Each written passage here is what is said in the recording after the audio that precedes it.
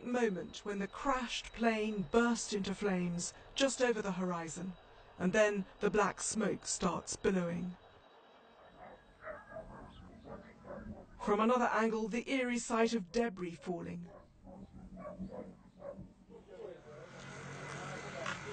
And closer up, burning wreckage and other charred fragments that have turned these Ukrainian fields into a scene from hell.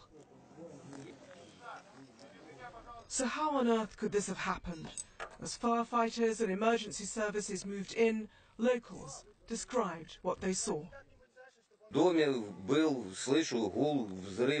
I heard 2 explosions. I jumped out and saw the smoke, says this man. Everything was black.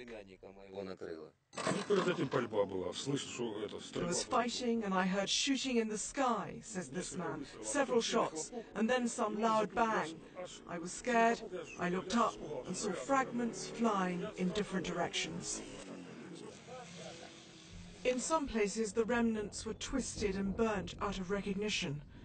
In others, pieces were broken clean off, like this wing, with the clear markings of a Malaysian airliner, and poignant reminders that some of the 295 victims on board, on their way from the Netherlands to Malaysia, were going on holiday.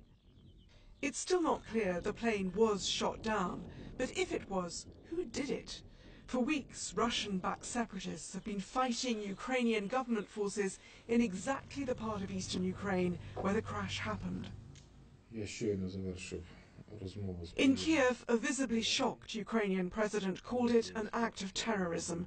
Other members of his government were more blunt, accusing Russian-backed rebels of shooting the plane down with a Russian surface-to-air missile.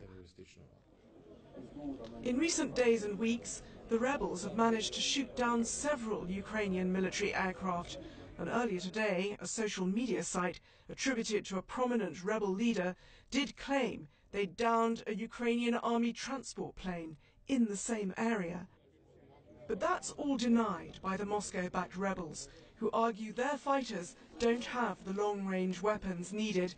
They blame the Ukrainian army. Already, this Ukrainian crisis has plunged Russia's relations with the West into a freeze.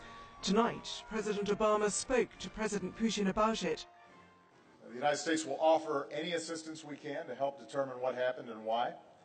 And as a country, our thoughts and prayers are with all the families of the passengers, wherever they call home. Tonight, reports suggest rebels in eastern Ukraine may call a truce to let an investigation go ahead. Possibly the horror of this crash will achieve a peace that diplomacy has so far failed to bring. But, whatever the cause, it could also widen the abyss and make this spiralling conflict much more dangerous. Bridget Kendall, BBC News.